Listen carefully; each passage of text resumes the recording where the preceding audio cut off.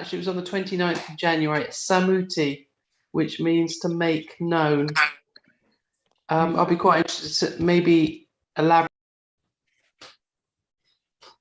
Oops, we've lost you. Let's see.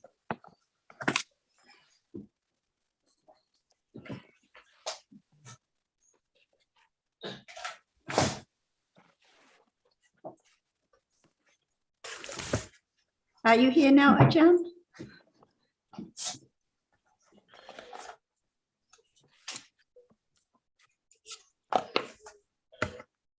Sorry, I didn't get. I lost the internet connection there. Samuti, to make. Was it make known? To make known, like in Samuti Satcha. Yeah. So Yeah. I don't know whether we could sum up the teachings of the Buddha as making known realities, or making known the path to understand realities. So I don't know. Maybe just to elaborate where that word is used, or the importance of that word. Right. Like often we hear about the distinction between Paramatta Satcha and Samuti Satcha. So like when we say this is a computer, this is a cup, this is our friend, conventionally it's true, but it's not the Paramatta Satcha, the absolute reality. So it makes known conventionally what is true, what is right. So there can be the making known correctly about the truth, like what is seen is visible object, what is heard is sound. But Samuti Satcha there can be Samuti Satcha without the understanding of Paramatta. Anyway, it's a good topic. Let's see if Ajahn is here. I can see Nina is here. I would just like to say briefly, I think, Alan, that's a different usage of making known. Usually it's said the Buddha discloses or points out the way, rather than the expression making known, which is used in connection with concepts. Okay, I think it's a different kind of use of making known, because concepts don't make known in the sense that the Buddha makes things known. Okay, so it's used more to make known concepts than the teachings of the Buddha, which make known realities. I haven't seen samuti used in that context. No. Okay. I was just wondering. So, if you could sum up the teachings of the Buddha, what would you say? They make known the realities, or the path to understand realities. If you had to have a couple of sentences to sum up what Buddhism was, what would you say? Well, it would depend who I was speaking to, I think. Yeah. Very much. There's no couple of sentences that will do for everyone. Okay. You have to know you're speaking to children or to adults who know something about the Dhamma or what.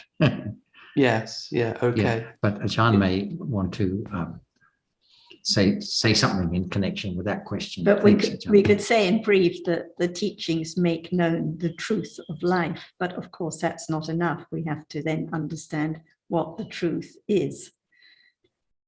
So it makes known what is real, what is true at this moment in life, as opposed to what is thought to be true or understood to be true conventionally. Yes. So that's quite so that's quite concise, isn't it? But the understanding of what life is now, I suppose, is in one sentence, because teeth isn't what is now in actual fact. So okay, that's a good summary, I think. Yeah, I liked what Jonathan mentioned a couple of weeks ago, that there is no word for visible object, and kind of reflecting on that, that's actually true, isn't it? There is no word for what is seen in terms of what the Buddha, the English language. Yeah.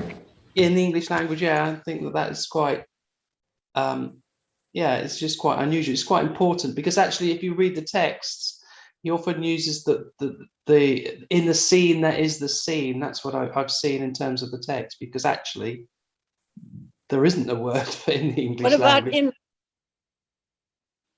What about what? Sorry, Janti? image? Sorry? Image. Image. Oh, image. I don't think so, because you can see images on the television, but that's not the understanding of what is seen. You see a photograph as an image, isn't it? But that's not what is seen. What is seen is not a photograph. It's just the what is seen. That's it. So there is no word in the English language, which is why, and that's important to kind of know that, because if you look at the syntax of the suttas, what is seen is seen. That's why you can't have it any other way, really, because there is no word to describe it, except, of course, in the Abhidhamma, where there is a word specifically for what is seen. Yeah, I just thought that was quite an interesting sort of remark of Jonathan's.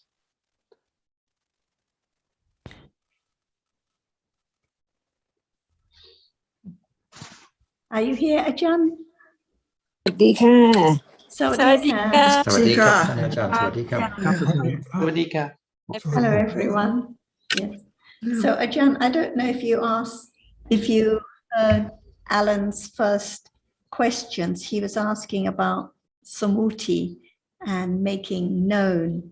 And so we were discussing a little bit about the difference between Paramatta Satya and samuti Satya, and how the Buddha's teachings points out the way or teaches the truth different from the way that samuti makes known by way of concepts. Is there anything else you'd like to ask about that? Alan, would you like to say a little bit more for Ajahn to add some comments? It's just that, well, I thought samuti might also be used in terms of making known realities, but actually it seems to me that samuti, well, it seems to what you've said, that samuti is used in terms of just making known conventional truth, but it's not used as an expression to make known realities. Because if I think about what Buddhism is, it's kind of making known what is real in order to develop an understanding of those realities. So you could say it was making known what is real, really, which is the absolute truth. That's why I think that there can be a little more understanding of all kinds of realities. For example, that which is seen, it's made known now. What is seen is that which is seen, but it does not appear as it's seen at all. Is that right? It does not appear as it's seen because it's seen only one moment in the eye process. After Panchatavara Vachana, there is a moment of experiencing or seeing, and after that, the next one cannot see. That's why only the moment, one single moment, cannot be experienced, because what follows is not the right understanding immediately, but it has to be on the process of after seeing, there is some paticana and so on and on. That's why we come to understand what is meant by nimitta, because Buddha said there must be rupa nimitta, vedana nimitta, sanya nimitta, sankhara nimitta, and vijnana nimitta. It means that only one single reality cannot be the object of understanding by way of process. Can that be studied to understand the truth? That whatever arises falls away instantly, that it cannot be known when it's only a single moment, because it's followed by many moments. So how can just one single moment of seeing and that which is seen be known? But as it has arisen and falling away so rapidly, it can condition moment of what is seen now is seen. So what is seen is nimitta of a very tiny rupa which impinges on the eye base, which just one single process cannot be known. That's why we live in the world of nimitta right now. Before that is the idea of anything yet. There is that which is seen, but not as it is. Because what is seen is only nimitta of that which is seen. To understand how rapidly the arising and falling away of realities are right now unknown. That's why, how can there be the understanding of the truth as nothing at all? Because only one single reality is known as nimitta.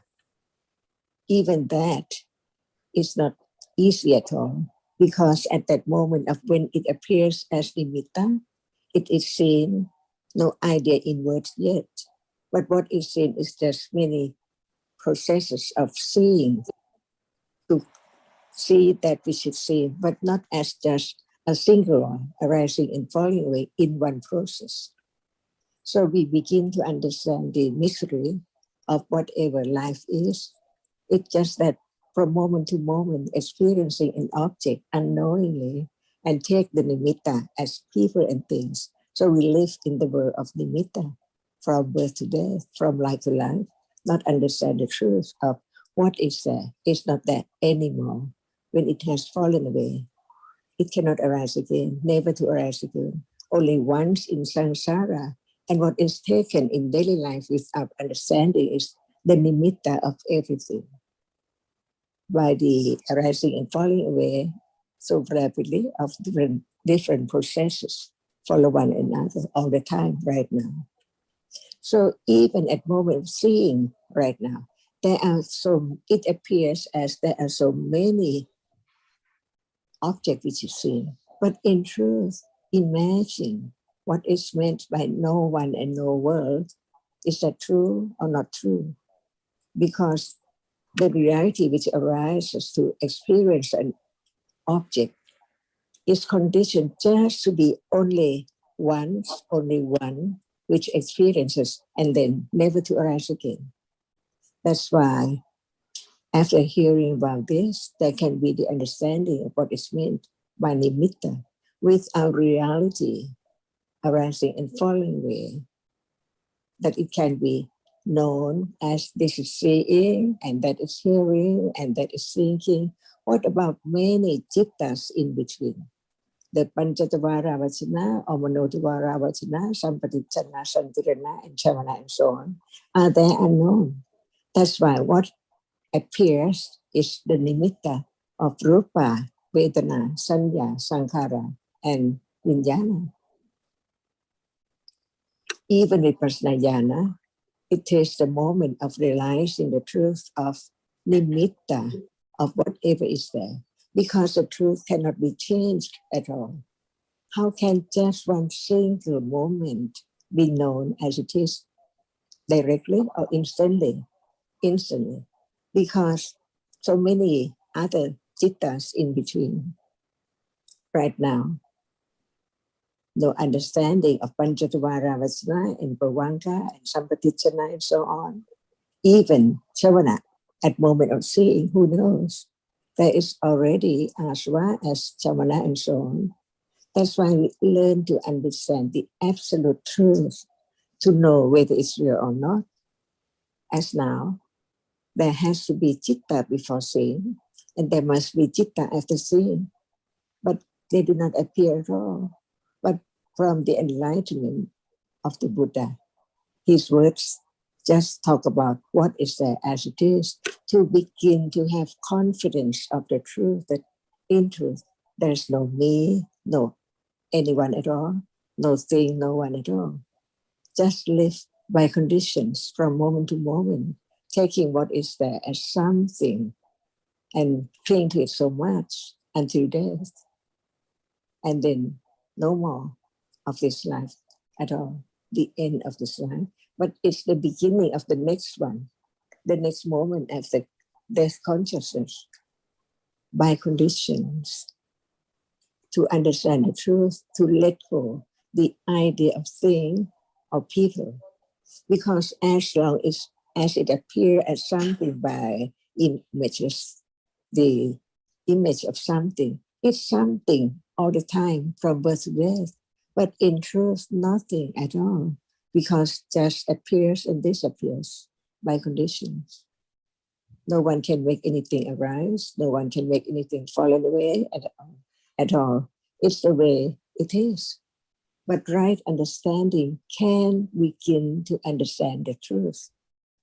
While from eons and eons, there's no hearing, no considering, no understanding of the truth of what is there as no one and nothing at all.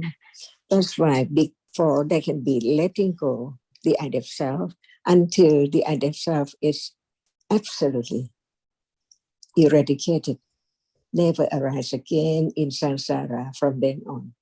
So it's so very subtle to develop the confidence of the truth little by little, because no matter this moment or other moment, by conditions, they're there.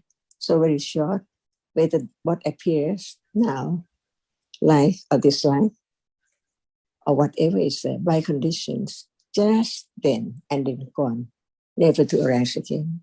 Just develop the understanding, because all dhammas now, cetasikas, arise and perform their function all the time, from moment to moment. No one there at all. That's why we learn to understand what is what right now, to develop the understanding of actually what we take for the world is nothing if nothing arises at all. And whatever arises falls away, never to return. So what's the world? That which arises and falls away. Is this true? It can be known. Seeing is not there all the time. At moment of hearing, there's no seeing. That is true. But who knows? Without hearing again and again and again, to become acquainted to the reality which arises and experiences now as not me or anyone, nothing at all. Just once and then gone, never to return. That's why we learn to understand what appears is the nimitta, is the nimitta of a reality.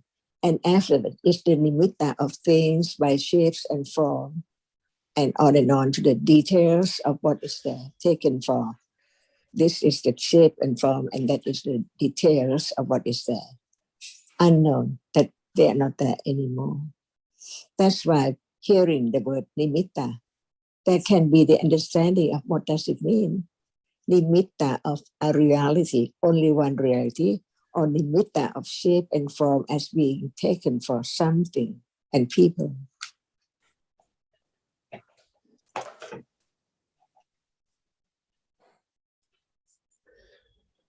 So now, what appears, the nimitta of seeing, or not at all. Even the nimitta of rupa is not known as it is, not anyone at all. Just take what is there as something from moment to moment in one's life, and on, without considering the truth. So what can be known is now that which appears only. Otherwise, it's just thinking about this and that. But it cannot be the direct understanding of what is there when it's there only. And now it's the nimitta of whatever appears. One single savana cannot be known. Many moments of experiencing from birth up to now, known as something, or in truth, citta, the chief of experiencing an object, cannot be other reality. That's why at moment of like, it's not the citta. Moment of dislike, it's not the citta. Moment of whatever is there, to be known as what is there, as it is. Even they arise to experience an object, but they are different. Mainly, one is a chief of experiencing, no matter when and where, in what life, in what plane. It's just that which arises and experiences only the characteristic of that which appears clearer than the other reality which arises and share the same object or experience the same object, but in its own characteristic and its own function. this is the way to develop, to understand the truth from moment to moment, from life to life, to understand the anotherness. No other way. Just understanding itself, conditioned parami, the factors for enlightenment, the support of the enlightenment, or kusala. Because a kusala cannot understand this at all. So just consider what is heard. Is it true or not? And right understanding, understand it correctly, rightly, as it is, as no one and no thing.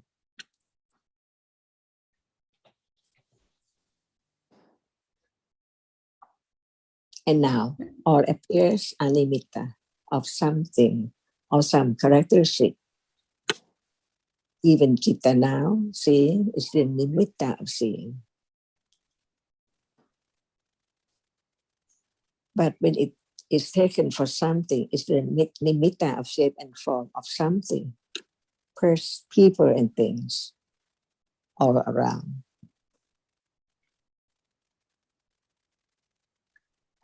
Ajahn, there is something I'm not quite sure. You said the nimitta of a reality and the nimitta of shape and form. So maybe it's good if you could explain again about that. Yes, because what is seen, we know that it's only, we take what the word like visible object or color or light. It doesn't matter at all what word we use for it. But now it is seen, see, and consider what can be seen, the flower, the door, the shoe, or only that which impinge on the ibis. And what can impinge on the ibis is not the whole shoe, and it's not the whole flower, but it's only that which is there, where hardness and softness cannot impinge on the ibis. Only that which is there. And that which is there can be broken down to just very tiny atom, right? And that impinge on the ibis. So does it, the shape and form impinge on the ibis, or just that which is there? Only one reality in the world, in the universe, in the universal at all. Nothing can impinge on the ibis and cannot be seen, no matter its smell or heat or cold. Only that now which is seen is a reality. And what is meant by it's a reality, because it is seen now as it is. At moment of seeing only, not the moment of thinking about the shape and form of what appears, because of the rapidity of the arising and falling away, conditioned shape and form to be known as something. Even light or even color, it appears as something light, something color, or some color, see? Not as it is just that which can impinge on the ibis. So that's, we can understand what appear is the nimitta when they are together because of the succession of the rapidity of just one doorway as seeing.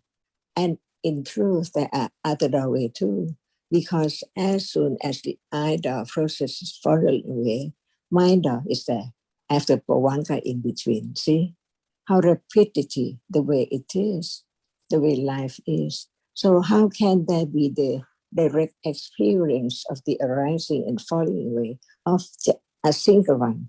Because by the processes cannot be known. But what is known even in Vipassana Jnana, all are nimitta. That only one reality doesn't have nimitta, and it is nibbana, because it doesn't arise at all. It's the end of wrong understanding and ignorance, which arises with the understanding, with the wrong understanding. That level of akusla cannot arise again after it has completely, absolutely, ultimately fallen away, eradicated.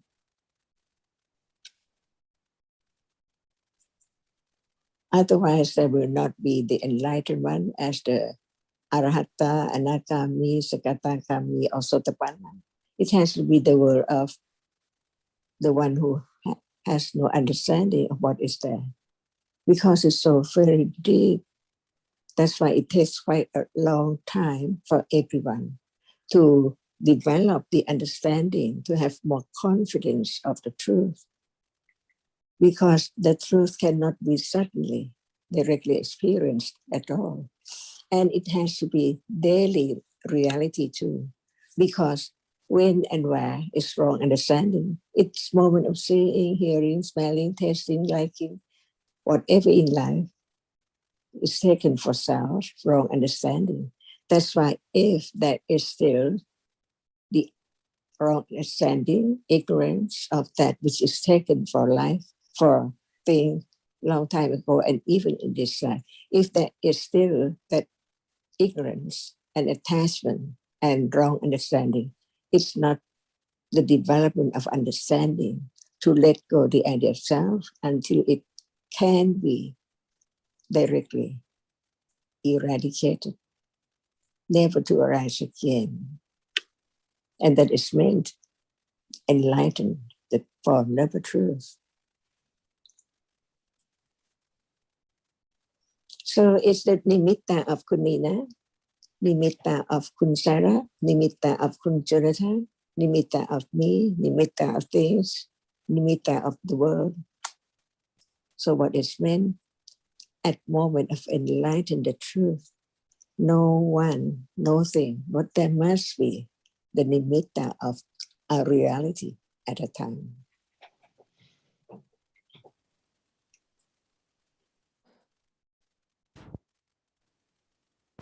Ajahn, I think Alan was asking about the word samuti, not nimitta.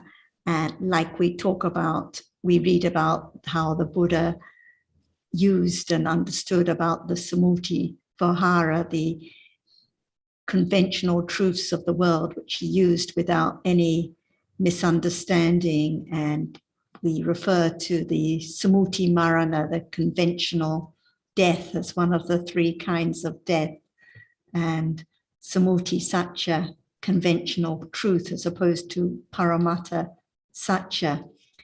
I think he would like to know if there's anything more that you could say about the meaning of samuti.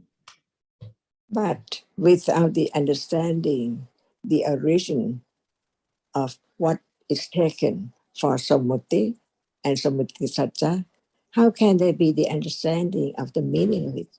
For example, now, is there any doubt about reality and nimitta? Without nimitta, can there be samuti? So how come the idea of samutta, how to understand it? Without understand it, without reality, there is no nimitta. And when there's no reality, no nimitta, how can there be samuti? So what conditions samuti? Without reality, can there be samuti? And without nimitta of a reality, can there be samuti as citta and cetasika? And without the nimitta as shape and form, how can there be the king, the violin, or piano, and so on? But when there is the understanding of what conditions the moment of thinking about samuti, what is samuti, it has to be the understanding of the truth. Without the absolute truth, without reality, there will not be samuti at all. So what is samuti? The nimitta is taken for something, and that is panyati. Even there's no word, but the shape and form is taken by sanya to know that this is different from that. So the snake is not the bird, and so on. And that is the panyati. With a word, even dog and cat understand what is there. Panyati of nimitta. But when it's not bird and cat, that is more thinking about that to be sammuti. Who is the teacher? Who's the baby? Who's the mother? And who's the father? And so on. That is sammati. But without panyati, can there be sammati? And when there is many different ideas, there can be sammati of different kinds, different levels of different things.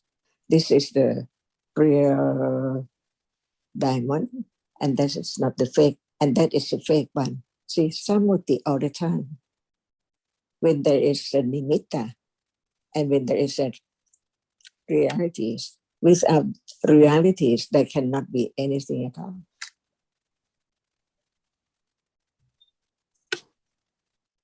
Sammuti for everything, because of panyati of different shape and form, because the arising and falling away is so very fast. So there can be the idea of what the image of that which arises and falls away appear.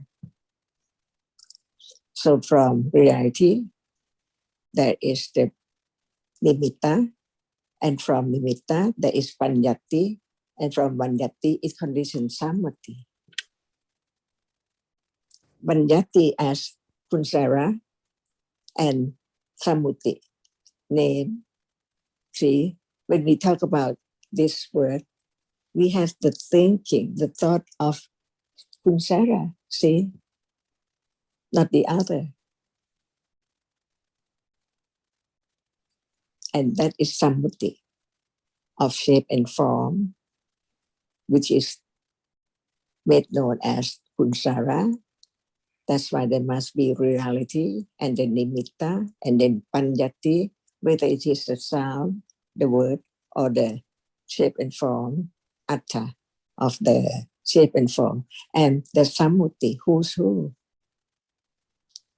The musician, the carpenter, the farmer, or a sammuti.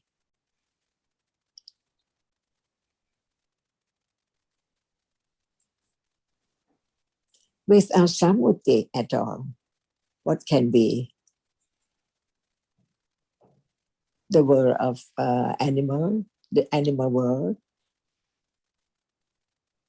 No sammuti, who's who, but there is memory of different shape and form to be taken, as this is a person who gives me the food and so on, as much as there can be, but no understanding whether it's Alsatian or it is Persian cat or whatever.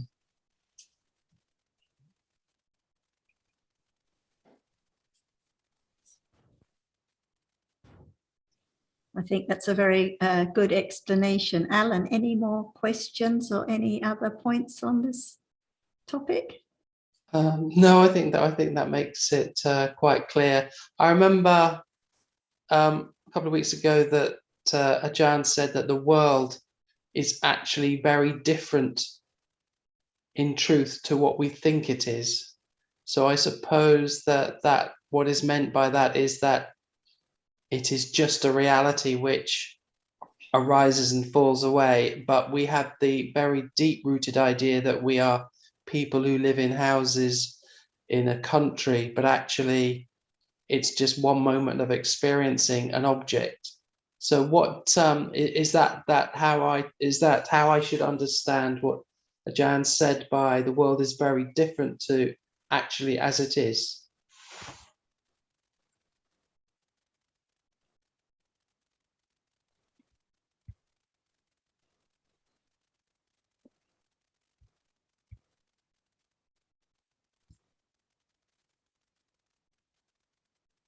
I think, Ajahn, we have to hear this quite often before it really sinks in, because it's so difficult, the subject, and we are so confused because of the accumulation of ignorance for so long.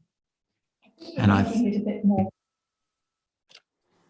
think we're making it more complicated than it is. Like now, this is Alan speaking, different from this one is Nina speaking. So this is the samuti, knowing that this one is Nina and this one is Alan, on account of the different concepts that are experienced. We know who is who and what is correct and true conventionally, and it's a sunrise in the picture behind me, and it's books behind Nina. This is all samuti satcha. And when there is the understanding of realities, we still use conventional terms. We still know what is what, but without any misunderstanding. But if there weren't those realities in the first place, there wouldn't be the nimitta on account of the realities, and there wouldn't be the different concepts, which, as she said, even animals know, which is the one that feeds me and so on. And without those concepts that are thought about, there wouldn't be the samuti, there wouldn't be the conventional truths of what is correct. And I think we have to distinguish between what is to be understood and the way we think, because patterns of thinking are habitual patterns, and thinking doesn't necessarily change to thinking in terms of absolute realities rather than concepts. If you get my point. So it's the understanding that's important, not the actual thinking patterns, not the way we necessarily think of the world as it presents itself from moment to moment. When we grow up, we learn to be experts in samuti. We learn what color Sita is wearing and what Nina's name is, and so on. No one needs the Buddha's teachings for this kind of expertise. But what the Buddha's teachings point to is the understanding of the absolute truth, the realities which are known by way of understanding the nimitta of the realities. There are many people right now, Kun Nina, Kun Sarah, Kun Jonathan, and when it appears as it is, no one at all, right? Only the reality which is there appearing, that which is experienced, no matter what, and the experiencing itself, is that not true? In a moment that Buddha had enlightened, just one moment, from one moment to another moment to another moment. That is true. But it doesn't appear at all to ignorance and just deeply taking it for something all the time in one's life and long time ago, years and years ago. That's why learn to develop the truth, to have confidence of the truth. What is there is not as it is. There is Nina now. But in truth, what is seen? No Nina. Not just only no Nina, nothing there, only seeing in the what is seen. It can be just a very short light and then gone in a process. Is that not true? And by condition, certainly, anatta. That's why learn to understand the truth that actually what is there are different realities, they are anatta, because what condition it to arise, it falls away instantly as soon as it has risen. So whereas if anyone now and here and think around, what is the truth is the truth. And when there is the idea of something all day, how can there be the understanding of that which is seen as it just a reality which is seen? As long as there is the idea so strong to catch it or take it or like it, to cling to it as something, it hinders the truth. That's why even right now, hearing about the truth, but the reality, the rapidity of the arising and falling away hinder the truth not to be known. That's why learn to let go little by little. How can it be letting go if there's no understanding of the truth at all? No thought about that it's not there forever, even it's there as so long enough to be known. But in truth, what is seen is not that which has gone. So the truth does not appear in daily life, but by considering and understanding little by little, the understanding itself is anatta. No one can force it to be very strong, letting go. But by conditions, one day, one time, when the conditions are ready, no one can stop the moment of the ready moment to enlighten the truth or to experience the object with right understanding at level of vipassana jnana. Only one reality is the object at that time.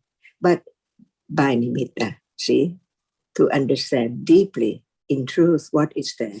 So Panya cannot just get rid of ignorance and attachment and wrong understanding at once, but it learned to understand the truth stage by stage when that level of the truth appear only. But when it's not appeared yet, just hearing, considering will condition moment of ready to appear well to right understanding, which understand it instantly, the truth of it. Otherwise, there must be doubt. What is that? Even just a moment of what appears as some strange sound, what is that?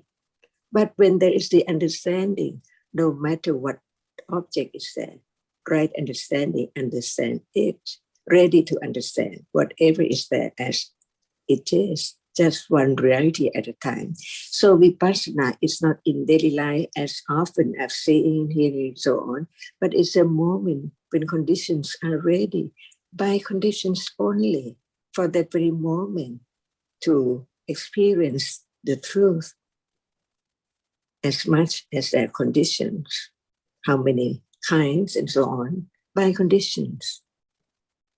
But the truth is there now, to be known, to be studied, to have more confidence that actually there's no me.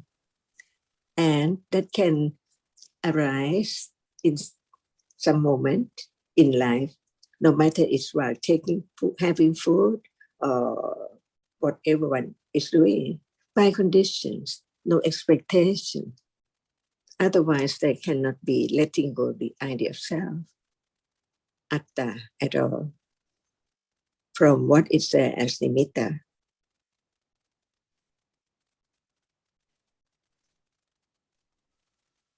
So natural, so common.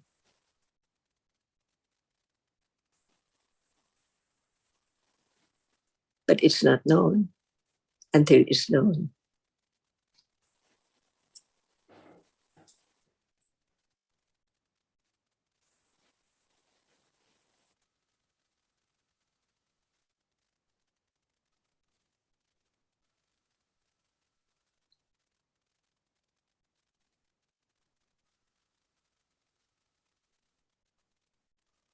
Kunina, what do you think about that? I think that I have to hear it again and again before I really understand it. That's why without the intellectual understanding, nothing can lead to experience the truth of what is there as it is. Because it has to be right understanding of the truth to understand it. What is there is the nimitta of that which impinged on the eye base and then gone so rapidly. And this is the world, the breaking world, each moment. Otherwise, there cannot be letting go the idea of self at all. And we believe that the intellectual understanding is already sufficient, but it isn't sufficient at all yet. And that is panya, which understand clear, a little clearer about the truth. it's quite a long way in samsara as it has developed or it has accumulated ignorance and understanding from life to life. So now, this life, it can be the beginning or it can be the middle. It depends on conditions.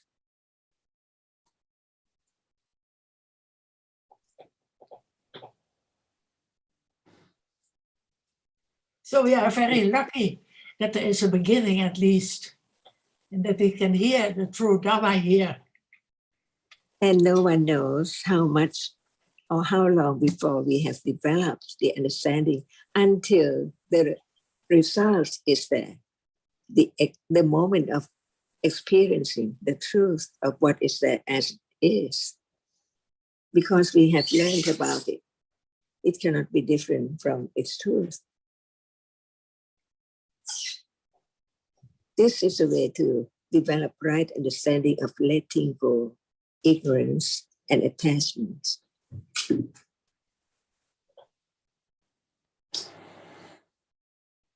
Life goes on by conditions, and right understanding begin to understand what moment is moment of understanding, and what moment is moment of attachment, and what moment is the moment of ignorance. So true.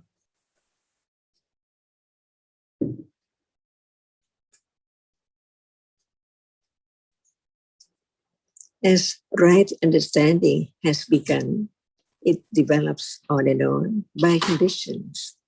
So one day, there can be the moment of realization, the truth of what we have learned.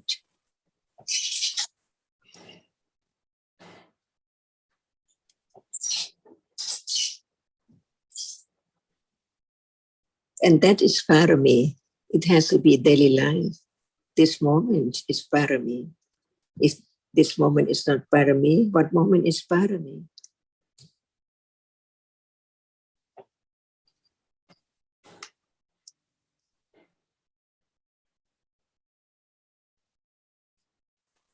And parami is parami, no one at all.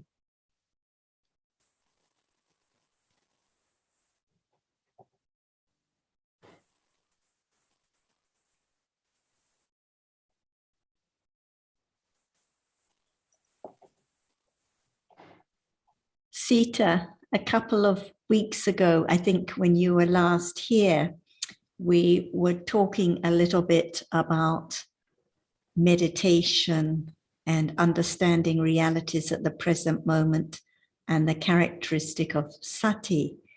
And you were talking about how you like to go and meditate or chant or so on. My question to you is, can there be meditation now at this moment while discussing Dhamma? Can there be awareness of what is true, what is real now? Can this be referred to as meditation?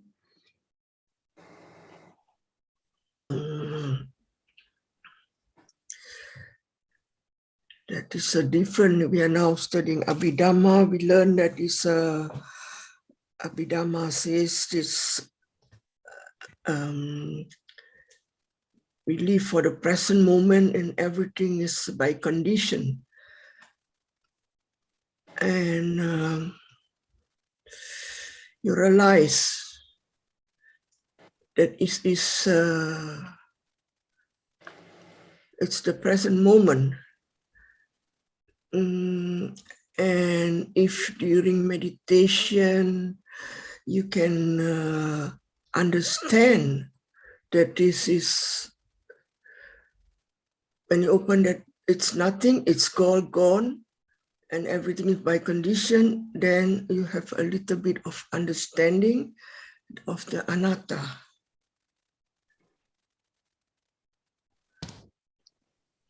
So do we have to wait for another time, or when our eyes are closed, or when we're sitting in a particular way, or can there be a little bit more understanding now when we're talking about what is true, what is conditioned, what is anatta, what is seen now? Yeah. Yeah, it's all by condition, and in slowly you develop your understanding that it's not there. It's emptiness.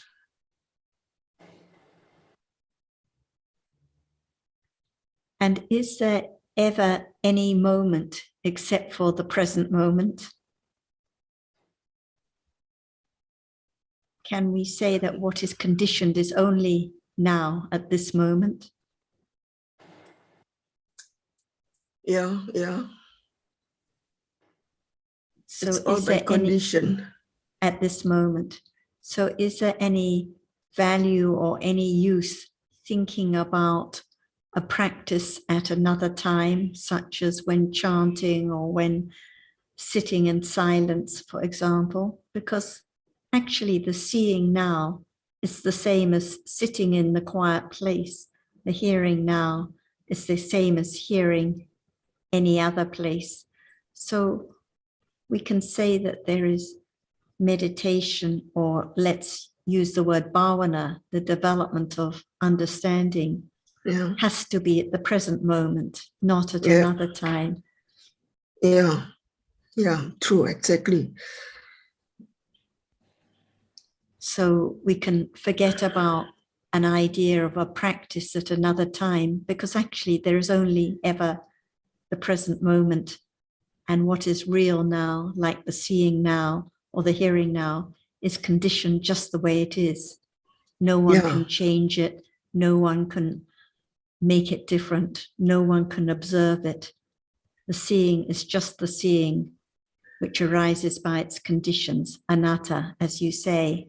So it's not my seeing, not I that can be aware or can meditate or can do anything. Because actually in life, at this moment or any other moment, there are just different dhammas, different realities conditioned. And just as you said, fallen away immediately, sunyata, gone forever. Yeah, So impermanent. no need to think about another time when we feel more peaceful, or another time when the practice seems better, because actually there's only ever this moment. So it's just a fantasy we live in about another time being better or easier or more special, not understanding what is true right now. Yeah, it's true. Everything is impermanent. It's conditioned and it's impermanent. And the reality is there to So is there a sita, is there a you that can meditate or can see or can hear or can do anything? No, there's nothing. Not at all. Yeah. No. Only hearing which hears, only seeing which sees, and only thinking which thinks about meditation or chanting or my house or my family. So it's just thinking which is conditioned and then gone, not my thinking, not my awareness, not my understanding. Yeah. Yeah. It's true. There's no I. There's no mind. Yeah. So that's why whatever we read about, whatever we hear about, even when reading about bhavana, it's actually about the understanding of life at this very moment, as conditioned, as you say, and not belonging to anyone. Just the seeing which sees just that which is seen. Like Ajahn said, it doesn't matter what word we use, whether we say it's what is visible or what is seen or what is light. It's just that which is seen at this moment and then gone, not my experience, not my meditation, just a moment of seeing, which sees and then gone. Yeah. There's no me. When you open your eyes, there's nothing. It's Just that which is seen and then it's gone immediately. And then moments of thinking a lot about what is seen, what is heard, thinking about the books, the people, the colors. And this thinking is thoughts, is just vitaka, no? So the thinking, there has to be citta at each moment, which experiences the object. And Okay. vitaka accompanies that citta, thinking about colors and people and shapes and forms. Without vitaka, there couldn't be any thinking. And without memory too. Without memory, there would be no thinking, no vitaka about this person or that person, no idea about who is who. So sanya is real, it arises and falls away at each moment. Vitaka is real, it arises and falls away at almost every moment, not every moment. No vitaka moments of seeing and hearing, for example. And all these aggregates, they are actually citasikas, no? That's right. And that arise with the cittas and also fall away with them instantly.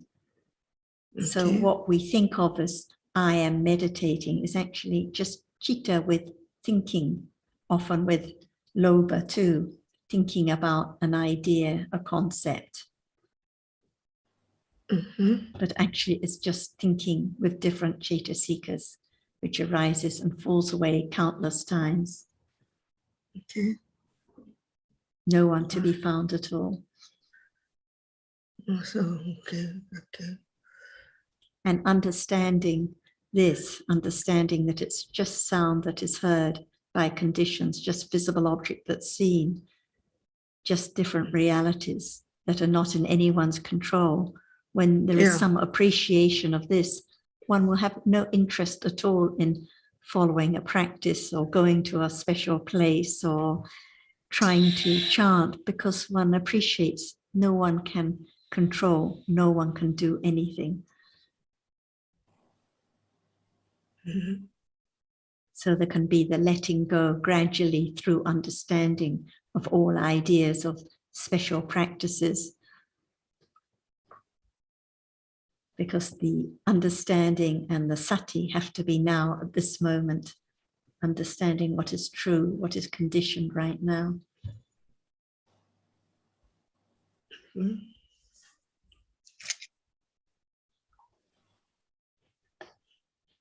Gradually, it makes a little bit more sense. It sinks in a little bit more, a little bit more.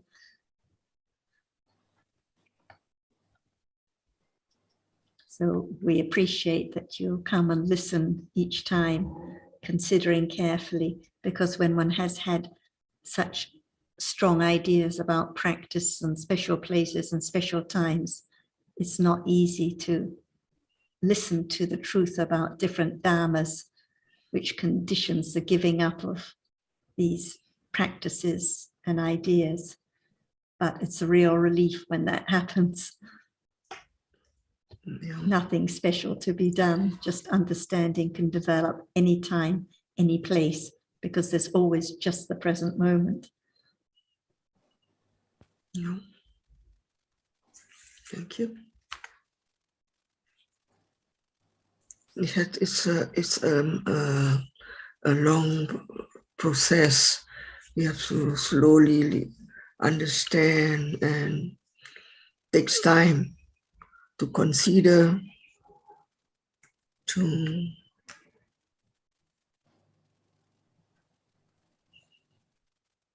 study, to think over it again and again.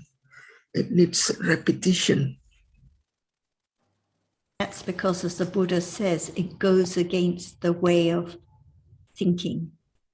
We've taken there to be an I that sees, that hears, that thinks, that controls life. So it takes a lot of wise considering, wise reflecting to get used to the idea that actually in life there are just different dhammas that arise by conditions and fall away, not in anyone's control. So there has to, as you say, be a lot of careful considering and reflecting and questioning to check whether it's true or not just believing what someone says, but checking whether it's true now. Is it possible to control what is heard or what is seen or what is thought about? Or does each reality arise by conditions and fall away, as the Buddha taught? Yeah, it needs a lot of thinking and considering.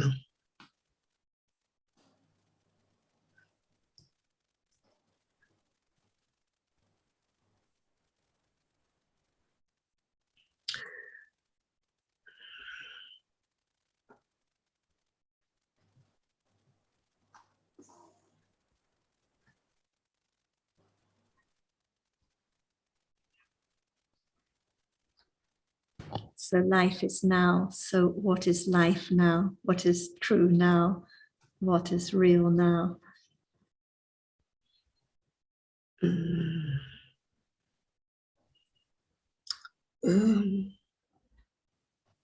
To understand everything happens through condition, and it appears in daily life. It's in daily life. And what is everything?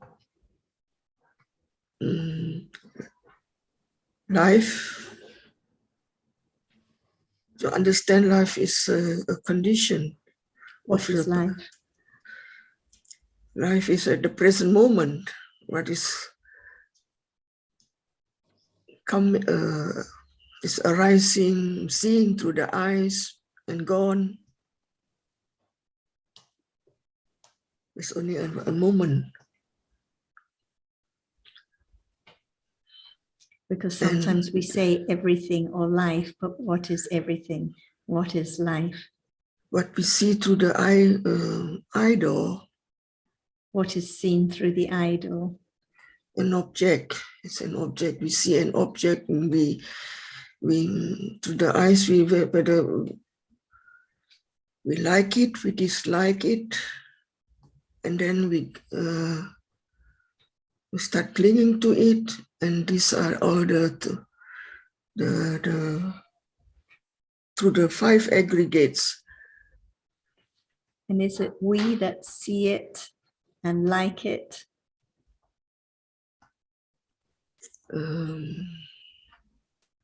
Yeah.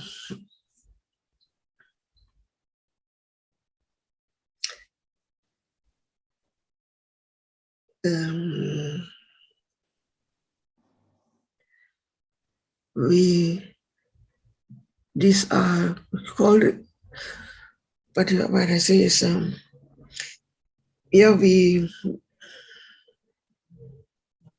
through the eyes, we see all these things, and we try to like it, and we try to differentiate between like and dislike, and that is a problem. And now we understand. And is it a problem when there is the idea that it's we that see and we that like and we that dislike? Is that a problem? Because in truth, is there any we at all? No, actually, no. But we realize it later that is in principle, it is capturing it through the eye door, through the mind door, and the sense door. They are working together, and we realize that this is actually happen every seconds. And what experiences what is visible now? Is it we, or what experiences what is seen now?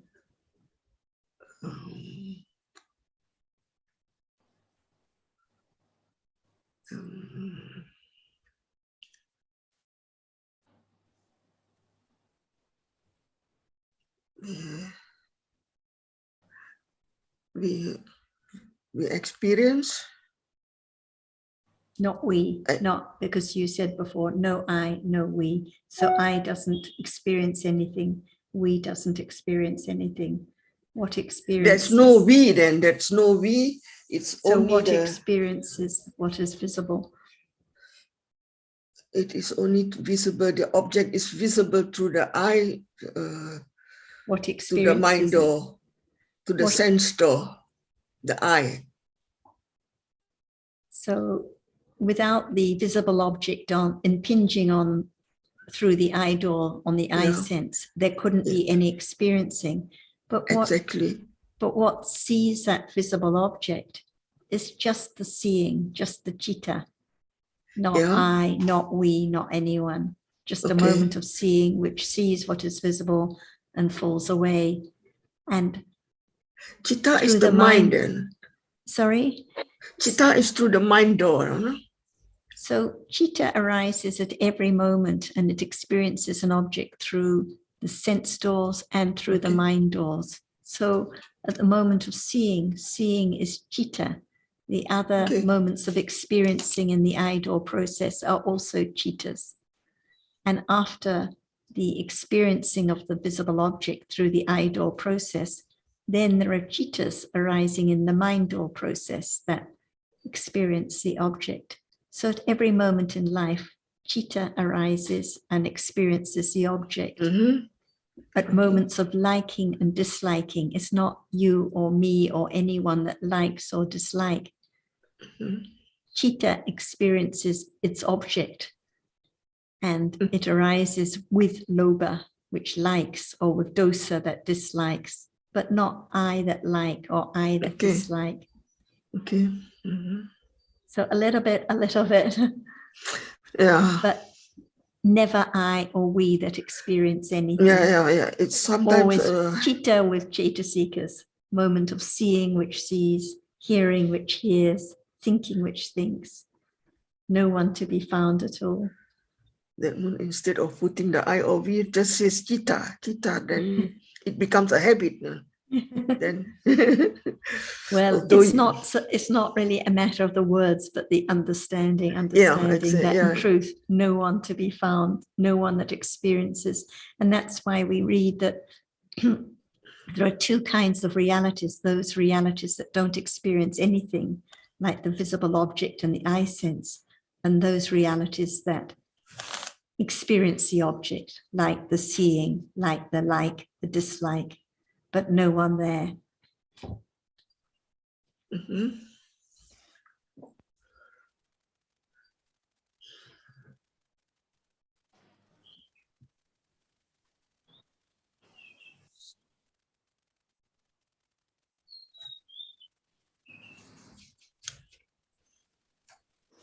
Do you have any other questions, Sita? Anything else you want to bring up? Yeah. There was one Saturday I was okay. And Alan was saying something about this beauty. Beautiful is something that is nice. We tend to grasp it, but then I wrote one email wishing Ajahn a happy Vesak for the 15th of May. Then where I wrote it, a wonderful man and a beautiful Dhamma. So I was in my understanding, I used this word beautiful, and can you elaborate the understanding of beautiful between what Alan was saying? Something is beautiful, is something we want to grasp it, but here the expression was something different. So I was confused. I think this ties in with the comment I made earlier, Sita, that it's not the words used, whether it's thinking or speaking or writing, but it's the meaning and the understanding behind the words used. So when we see beautiful in the context of Dhamma, beautiful Dhamma, we understand it has quite a different meaning to the things of beauty that we take, the material things that we take for being beautiful, like hair and skin and teeth and so forth, that are intrinsically not beautiful, but they're intrinsically ugly. So Okay. it depends on the context. So we don't have to worry so much about the actual words used. It's the meaning that is being conveyed. And we would understand when you use beautiful and Dhamma, you are referring to the attributes of the Dhamma. Is as that taught by the Sobana? Buddha. That is Sobana, yeah? Sobana belongs to some grouping as the beautiful virtues. Is it correct me in this sense? Yes, but I think you used the word beautiful to describe the Dhamma generally. Yeah, Is that yeah, right? yeah, Yes. yeah. So now you're coming to another topic, which is Yeah. Sobana Dhammas. So let's not confuse the two. Again, these are different contexts. Yeah, that was different. That was Alan was saying about this grasping of beauty. That was why I was.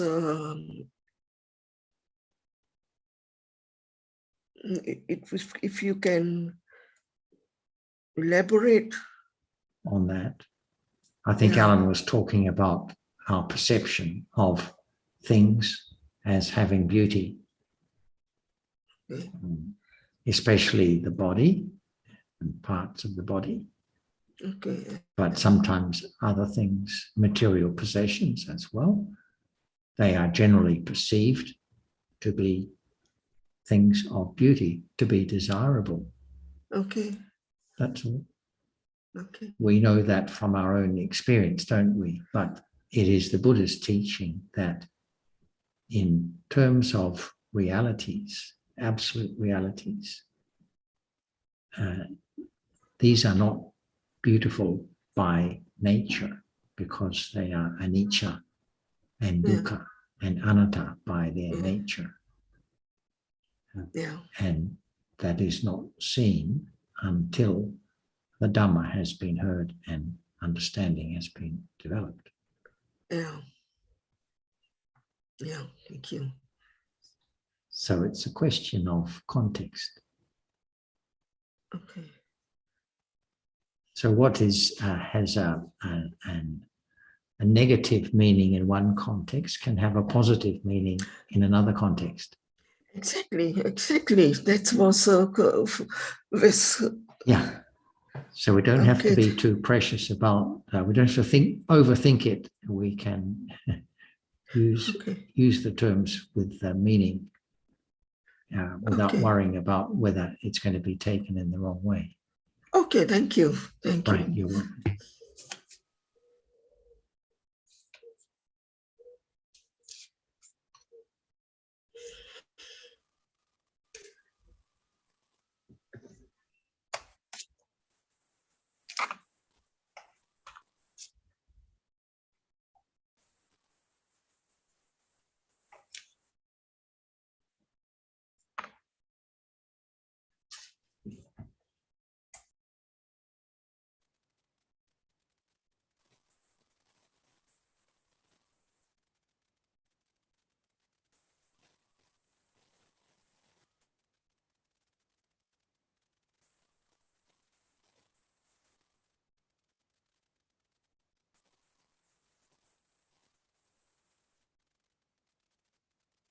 It's actually quite a good topic, Sita, because usually what we think of in daily life as beautiful, the flower, the sunrise, the color of your jumper, it's actually usually we're talking about the object of lobha, because that which arises and falls away in truth is foul because it's gone instantly.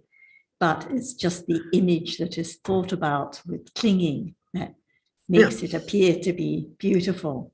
But when we're talking about the Sobana Cetasikas, we're talking about those qualities such as Panya and Sati that are wholesome, the opposite of unwholesome, that are the qualities that are to be developed as opposed to those which are to be eradicated. And when we talk about the beautiful teachings of the Buddha, we're talking about referring to the truths which the Buddha was enlightened to, and the qualities of the Buddha that made it possible for those teachings to be realized. The truth, that's the truth, no? The truths Only taught by the Buddha, yes. Yeah, just to make it a little clear, Sarah was referring to the attachments and aversions in daily life to what we perceive as beautiful or ugly. But there's also that truth about objects of the senses being pleasant and unpleasant. One is the result of good karma. One is the object of vipaka, that is a result of good karma, and the other is the object of vipaka, which is the result of bad karma. But that is different. The object, the concept of pleasant and unpleasant object is different from beautiful and not beautiful. Because in truth, nothing that rises and falls away can be beautiful. But but visible objects are different. Some are pleasant, some are unpleasant. Sound are different. Some are pleasant, some are unpleasant. And we can't hear you, Sarah. I said, and who knows at this moment whether the visible object seen is a pleasant or unpleasant one, because so quickly there's thinking about this is a pleasant object or unpleasant object, but the actual object itself, no one knows, and it's not important at all. But yes, this is another meaning of pleasant or unpleasant. Okay.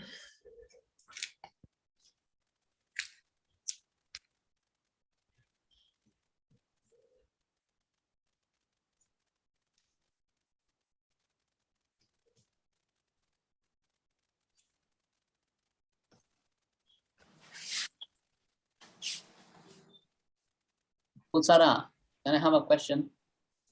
Hi, Anli, go ahead. Yes. Actually, I became somehow confused about sati. So I would like to have questions on sati. First, what I read is sati is the characteristics of sati is to be mindful of kusala deeds such as generosity, good action, etc. But in the book, it's also said that the characteristics of sati is to be mindful of any reality. So, which is more precise? The first one is only not forgetful or be mindful of the kusala action, or the second one to be mindful of any characteristics of the reality, kusala or akusala.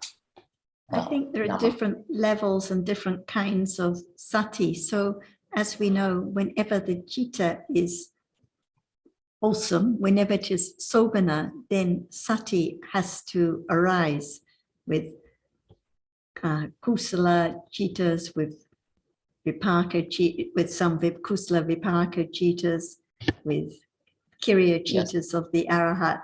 So whenever sati arises, like with a moment of metta or a moment of generosity, it is mindful of kusala.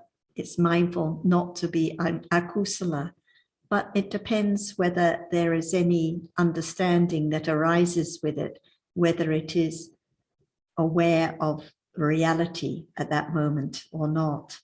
So it depends whether we're talking about sati that arises with any kusala citta, or whether we're talking about sati in the development of satipatthana, which is aware of a reality. So it has both functions at those moments.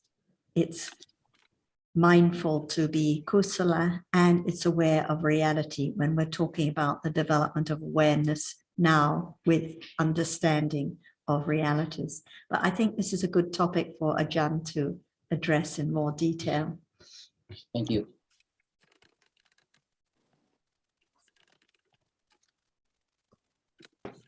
So in a day, is there sati? In the day, is there a moment of sati? There are some, I guess there are some moments of sati. What is some? What Like when we, for example, if somebody fast asleep and the Babanga Sita can arise with sati, if it's what about Kusala Bakasita. while one is asleep, there cannot be the moment of understanding or experience the object of this world. But when we talk about sati, we don't talk about moment of being asleep, but we talk about now. Can it be known while it's not moment of fast asleep? Is there sati in a day? If we know sati, we can know whether there is sati or not in a day. For example, right now, when there is the attention to the subject we are talking about with very careful considering, and it conditioned moment of beginning to understand, there can be moment of sati and moment of sati with right understanding, depending on very, very rapidity from one moment to another moment. That's why what we're talking about cannot be known at all without the understanding enough to condition awareness to understand better and better. That's now, I think that we are interested in understanding the word. But what about the reality? What can be known right now? Can sati be known right then, now? Or what is that is not known as it's not self yet? Whether it is that which is the experiencing or that which now appears because it's moment when there is a reality which experiences it. See? So in order to understand the truth, it's not just follow the word, whether is this that, is this that, is it that. But what about now? That is the reality that we would like to understand, but there cannot be the understanding of whatever is there yet. That's why no matter we talk about the vitaka or sati and manasikara and so on, it's just the word which are there now, but they do not appear, so they cannot be known as they are, as different ones. But what is there now? Begin to understand the characteristic of that which is no one at all. So when it's not no one, what is it? It has its own characteristic to be known as that which experiences and that which is experienced. Because even the word experience, it sounds so simple, but the truth is that no thought about it at all in a day. Just think about that which is something seen or heard, the story of those reality appearing all the time. But what about the reality of what is there as no one at all? Can the seeing be sati? Not at all. Can like be sati? Not at all. That's why in the day there are so many different realities. We know them by names, but not by their characteristic. That's why develop the understanding of the truth, which now the reality which experiences, arises, and experience what is there unknown to be a little understanding of the truth of it as it's there, but no one knows the characteristic of that reality because we just think about that which appears as object. So at those moments, there's no sati, see. That's why we learn to understand that sati is a reality which is aware of wholesomeness, to be wholesome no matter in what situation. For example, at moment of hearing, is there sati? Can we say that it is or it's not? Without understanding the truth at all. It's just the word. But when there is the understanding of that which experiences an object, Because in a day, there is life, there is this life, and many other different namas, we call it nama, that which experiences an object. We just say, we just give it the name, it's nama, but the characteristic, which is not anyone at all, because at moment of life, it's I who life. At moment of this life, it's I again who dislike. That's why no understanding of the truth of the characteristic of like or dislike as no one at all. It's only that which can experience the object, but it's not that which is citta, the chief of experiencing, but it arises with citta, experience the same object in its own way. Its own characteristic is being attached instantly to that which appears, without understanding that if there's no ignorance, there cannot be life or being attached to that which is not there anymore. It's gone instantly as soon as it appears. And at this moment of understanding, it is sati that we try to find out when it's sati and what is sati. But it's the reality which is aware or to understand the truth, listen carefully, and sati cannot understand. But it is a moment of being aware of the sound. Otherwise, one cannot know what the sound means at all. For example, what do you mean? See, it means that at that moment, there might not be a moment of understanding that is hearing, because at that moment there is thinking instead of hearing and so on. That's why it's so daily life to understand the truth of the reality, not just the word.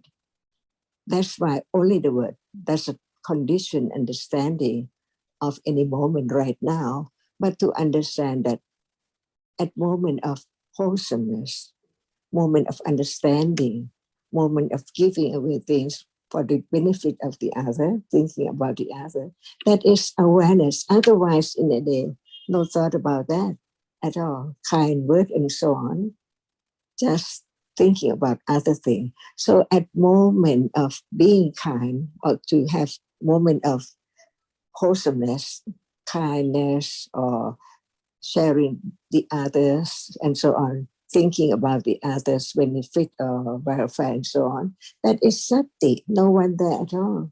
So we begin to understand that sati is the reality which is aware of wholesomeness, not I, not anyone at all.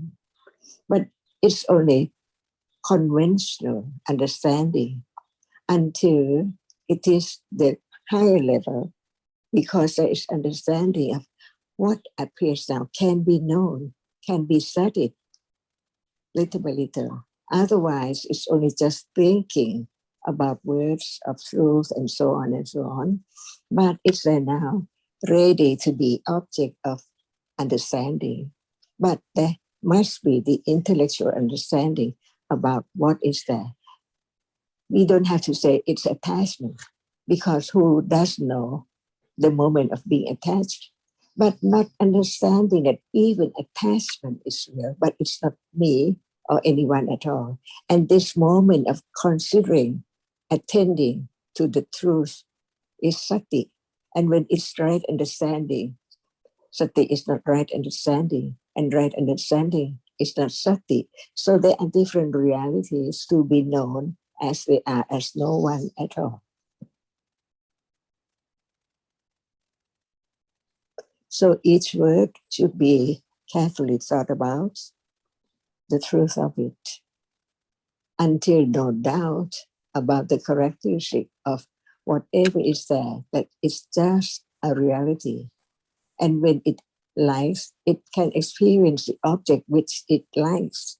And when there is anger and so on, it's moment of conditioning, to condition that kind of reality to arise and then gone. So in life, one can understand the temporality of whatever is there, to have less attachment to that object by conditions, little by little. And this is the development of all kinds of reality, no one at all. It's a function of sati, it's a function of panya, it's the function of manasikara, and so on, which does not appear, but there can be moment of understanding, one by one, characteristic, to understand the difference, so that characteristic is not self, it cannot be taken for self. So at moment of taking it for I, it's wrong understanding with ignorance, not sati.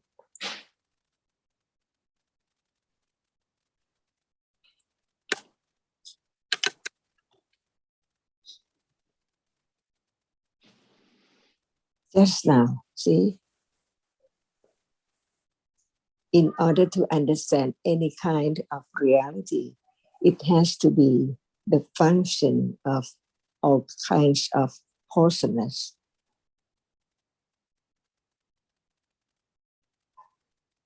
Otherwise, no conditions for the arising of wholesomeness at all.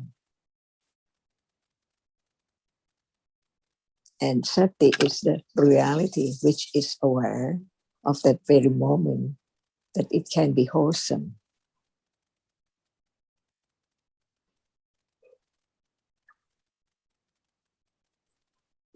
So, Achan, can we talk about being non-forgetful by way of dana, non-forgetful by way of sila, and non-forgetful by way of right understanding? All kinds of wholesomeness has to be done or conditioned by sati. That's why it is satipatthana, see, not vitakapatthana, pasavipatthana, or vedana, and so on. There is vedana, vedananupassana, kayanupassana, and so on. Each has its own characteristic. But without sati, can there be any moment of thinking about it or be aware of it or understand the benefit of understanding and wholesomeness?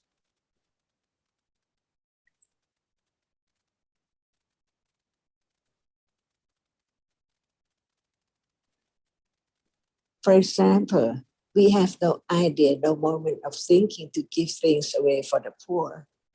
But at moment when there is thinking about giving away for the benefits of those who have it, at that moment no one is sati which is aware of giving.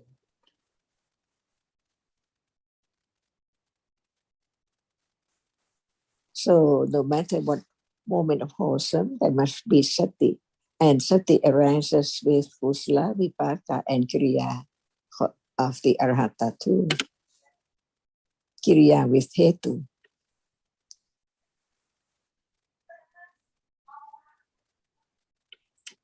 So we learn a little more about hetu, about whatever we heard, to understand the truth of it, that there are different ones, and they are there to be known by conditions. No expectation to experience just this or that.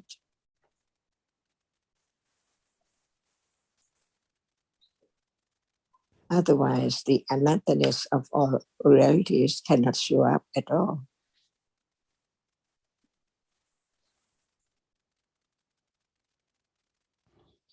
And Lee, we also read and hear that sati has the function of guarding.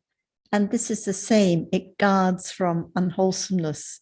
So in any of the sense doors or the mind door, when sati arises, it guards from unwholesomeness arising. So in other words, it's mindful to be kusala at those moments. So now at a moment of kindness or generosity, the sati is guarding, prevents akusala from arising at those moments.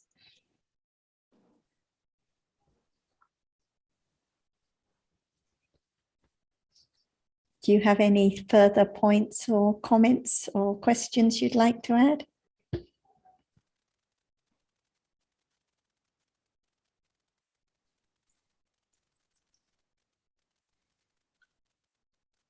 as much as we can say that there must be sati with all kinds of wholesomeness, but it cannot be known when it does not appear as sati. So there are different levels of sati too. Sati which understand the meaning of the truth, of the reality, conventionally, and sati which is aware of the characteristic of that which is there, which appears to be known. No selection, as no selection for whatever will be the next object right now. All dhammas are anatta. And this moment is sati, which be aware of the truth.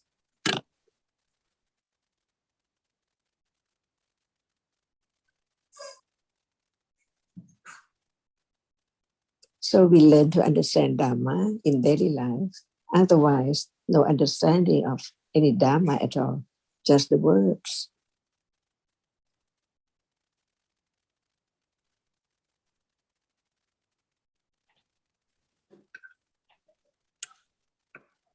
Can there be understanding without sati? See?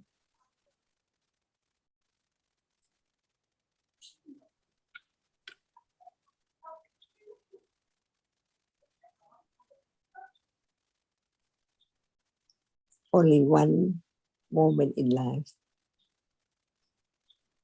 Different ones. Whether there is sati or whether there's no sati.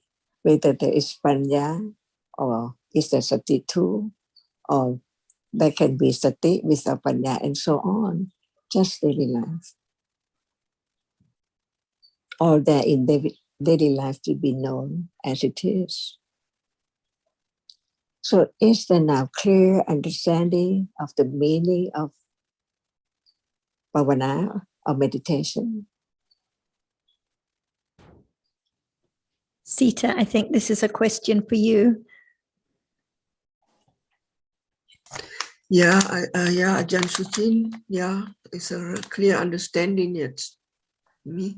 So what is meditation? We have to have clear understanding of that. Yeah. Yeah. What is meditation? Is it a reality?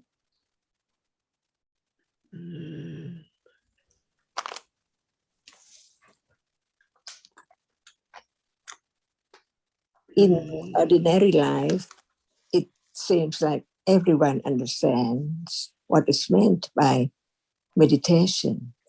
There can be the understanding of the word meditation without any understanding at all, because whatever we use any word without understanding of the truth of it, from birth to death. For example, anger, we used to talk about it, understand it, know it when it's there, but not understanding the truth. So how can there be the understanding of what is said from birth without hearing about the truth of it? So even the word meditation, we use the word meditation in daily life. In some way, everyone knows what does it mean, but what does it mean?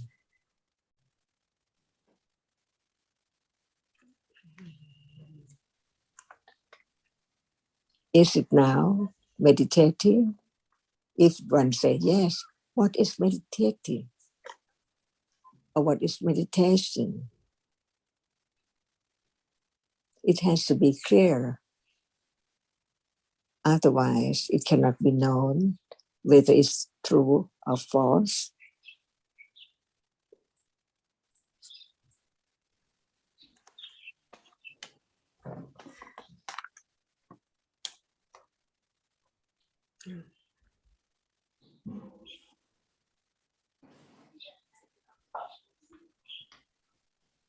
When it's translated from Pali, I think that the translator might have not clear understanding of the truth, but it's only the word that people can understand the meaning in such a way.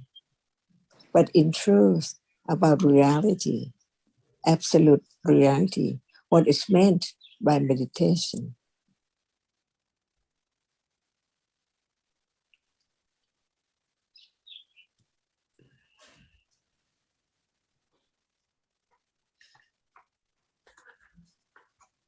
It's so beautiful when it's right understanding, but it's not beautiful at all when there's no understanding or wrong understanding.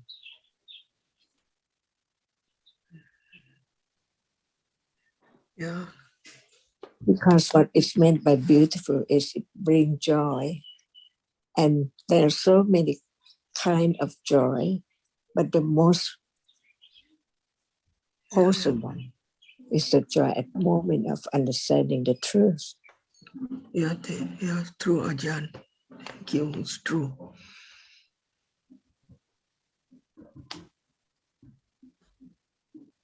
Sita, the reason Ajahn asked you about meditation, what is by meditation, is because I think you're aware that what is taught by different meditation teachers, they refer to vipassana meditation, metta meditation, and all that, right?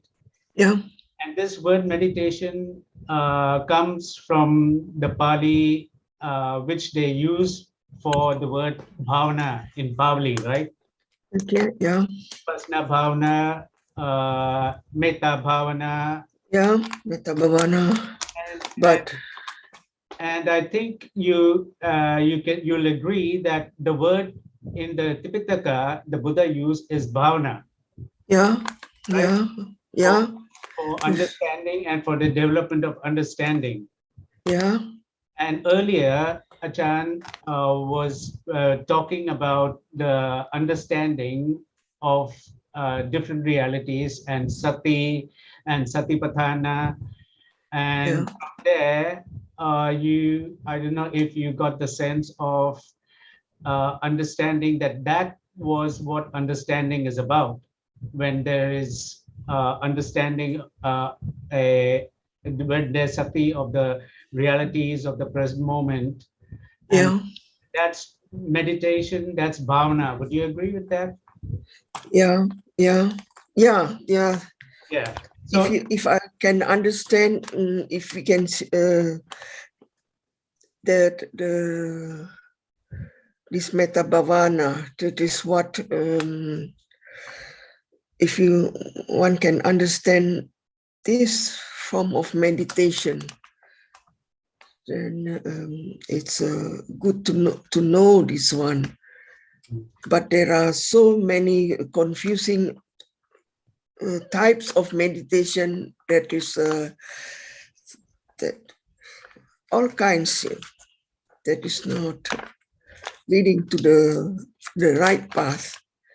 But this one, the metta bhavana, I mean. But first, I think you'll agree that bhavana would have to be with understanding, right? Yeah. If we're talking about bhavana, we're talking about a moment of understanding. Yeah. Be it metta bhavana or vipassana bhavana. Yeah. But vipassana bhavana, as in the Buddha's teachings, is about understanding Dhamma. Yeah. Reality. Yeah. And this can happen any moment. Yeah. Now, depending on conditions. Yeah. Right? Yeah. So if there's an understanding that there are conditions for bhavana, for understanding, and it can happen now, the question which initially Sarah asked you about meditation, going to meditation, what do you think about that now? Can there be meditation? Is there meditation now? Is there bhavana now? Or is that what you people call meditation is the only way for bhavana? No. In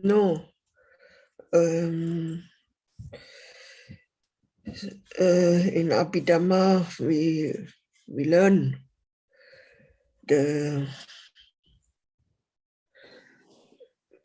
about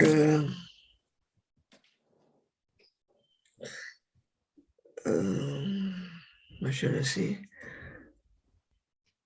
About the truth of this present moment.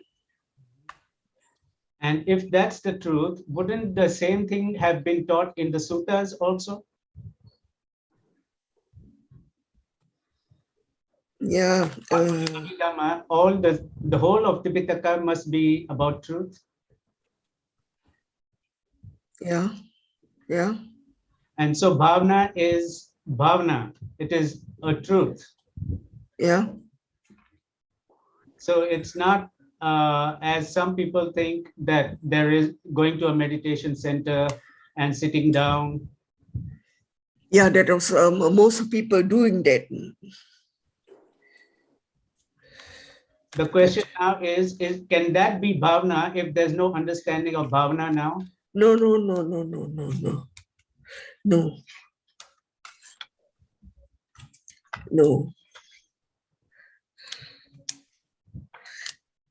So the true bhavana is the development of understanding, the development of understanding of the truth, which has to be at this moment, so we can forget about other ideas and theories that people have about what meditation is, because we're looking at the truths that the Buddha taught, the true bhavana, the true meditation, if you want to use that word, is actually just the understanding about reality. And it's not just what is taught by the Abhidhamma, as Sukhin said. All the Tipitaka, the suttas, the Abhidhamma, Vinaya, they all have one message, and that is the understanding of what life is at this moment, what is true now.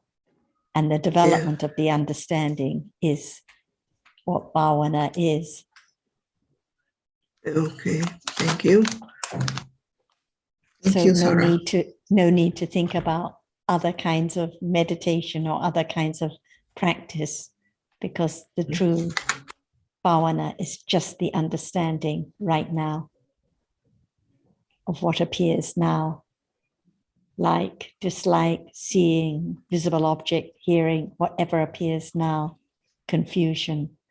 They're just different dharmas that arise by conditions, as you said, and fall away instantly. Yeah. So Ajahn's question, what is meditation? We can say that true meditation is understanding right now of what appears. This is bhavana. Yeah. So bhavana is the development of understanding the truth. And what is Abhidhamma? Abhidhamma is the higher teaching of the Buddha. What is it? Higher teaching of the Buddha and the higher truth. Did Buddha teach about Dhamma?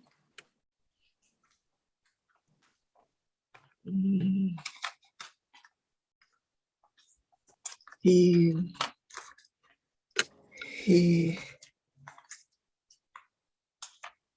found the truth. What is the difference between Dhamma and Abhidhamma? Is there any difference? No. No. Are all Dhammas Abhidhamma?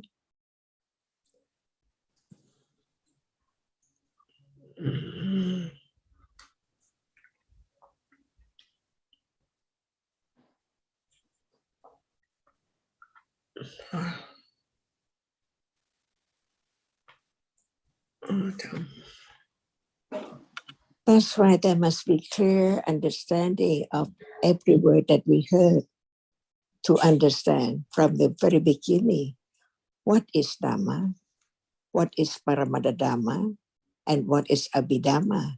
Are they the same?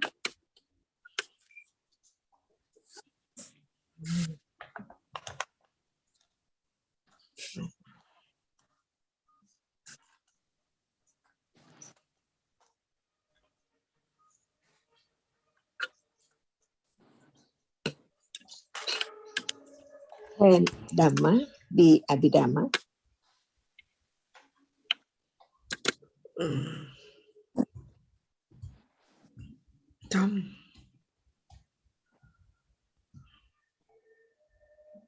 For example, Sita, the visible object that is seen now that we discussed earlier, Yeah. is visible object Dhamma? Is that which is seen now Dhamma? Let me mean visible. The reality that is seen now, is that Dhamma? Yeah. Yeah. Yes, it's a Dhamma. Yeah. Whatever is real is a Dhamma. Is it Paramatta Dhamma? Paramatta Dhamma habe ich, I forgot already. Not so familiar. Paramatta Dhamma means that which is absolutely true, the absolute truth, not the conventional truth like computer, but the absolute truth. Is the visible object that is seen now, is it Paramatta Dhamma? Visible object, yeah.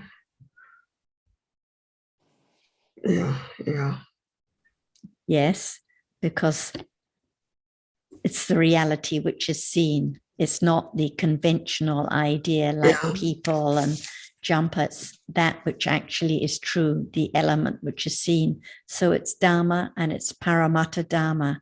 Mm-hmm. And is it Abhidhamma? Yeah. It is. Abhidhamma means the Dhamma that is subtle, very subtle. Yeah. So the reality, the visible object, it's Dhamma because it's real. The Paramatta Dhamma, the absolute reality, absolute truth that is seen, and Abhidhamma because it is so subtle, so deep. So Dhamma, Paramatta Dhamma, Abhidhamma, it's each point to the same reality right now. Okay. So that which is Dhamma is Paramatta Dhamma and it is Abhidhamma. Yeah. Mm-hmm. Yeah. That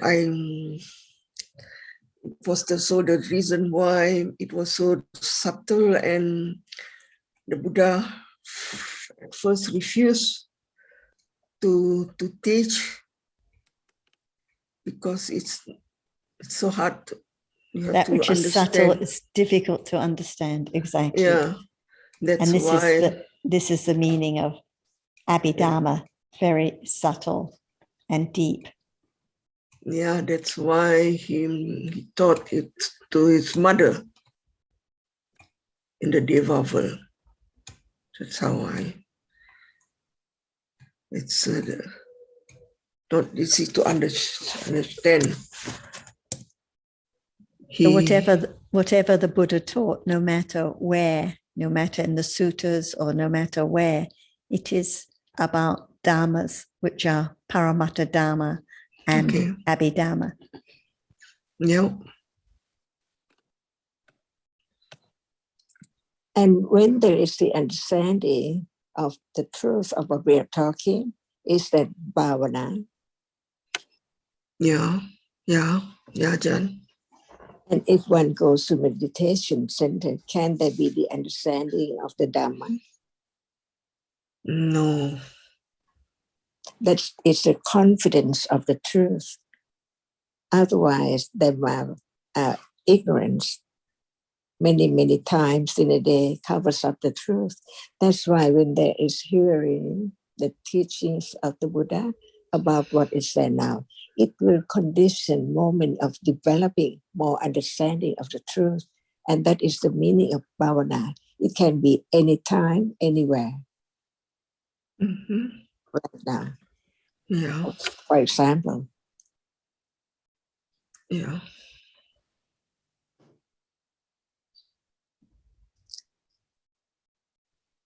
If we are not here now, is there Abhidhamma?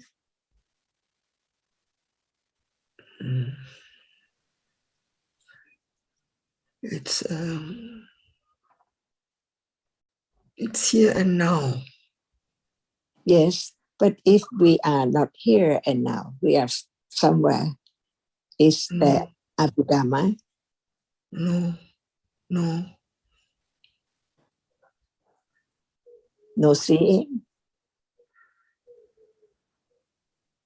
no hearing, no thinking, or no matter where, there must be moment of seeing, hearing, smelling, uncontrollable by conditions. Yeah. Otherwise, it's not bhavana if there's not clear understanding of the truth of whatever is there as no one and nothing. When we talk about seeing, we just talk about seeing, not hearing or thinking, just seeing to understand that which is now seen. Otherwise, there is nothing to be known, to be aware of, to develop the understanding at all. But now, what is there is conditioned, it's real, and it's not anyone at all. Just learn to understand that which is now as Dhamma, because it's real, and it is so true, absolutely. Nobody can change seeing it to different reality. And the characteristic of that which is now appearing is not known yet as no one. So the characteristic of that which appears in daily life is so very, very deep, because it's just there only when it's there, conditioned and then gone, never to arise again. Is it not very deep and subtle? And the understanding little by little is the word bhavana in Pali. Yeah. So we understand what is meant by bhavana, not the place, not any action or doing something, but to understand what is there, no matter when and where. When there is condition to understand it, what is talked about, what is there to think about, it's there all the time. So life, no one and nothing. They are only different namas, different reality from birth to death.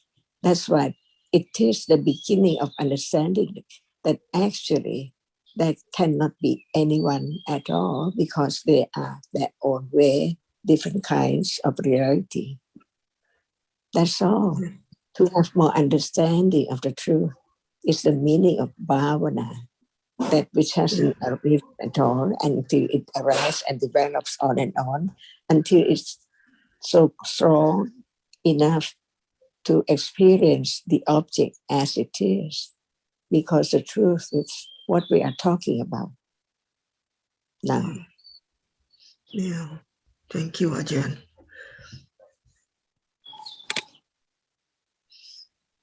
So when someone tries to do something, is that bhavana? No. To walk, to sit, that is not bhavana. So right understanding is so true that no one can deceive it, cannot change it, because it understands the truth. Yeah. Unshakable. To have confidence as parami, never go to anywhere, because the truth is here and now. So anytime when there are conditions to understand the truth of it, because having heard about it and more confidence of the truth that seeing is seeing, just at moment of seeing, hearing is not seeing, and it's there as hearing, and then gone, no one there at all. Eons and eons ago, the truth was covered up until hearing the truth from the enlightened one, and consider by oneself, not just to believe, but to understand whether the teaching is about the truth of what is there now to be known, that is so true. And that is the confidence of the truth as parami, so that the understanding develop until one day, unexpectedly, by conditions, it's moment of understanding the truth as what is a vipassana, to have clear understanding of what is there as it is, stage by stage, by conditions. And this is the path of letting go ignorance, attachment, wrong understanding, which has been accumulated from eons and eons ago, not to arise again. When time comes at moment of realizing the Four Noble Truths, that oh, this is the way, just understanding the words of the teaching about the truth, to understand the truth, on and on and on. The bhavana is the development of understanding of what is there now. So the test of understanding of the truth is this very moment. How much understanding, from intellectual understanding to the development, the patipati and the pativeda. Thank you, Ajahn. Is it subtle or dhammas? Yeah.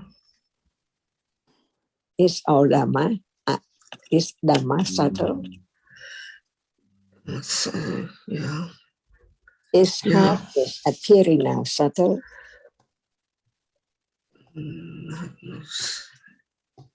Yeah.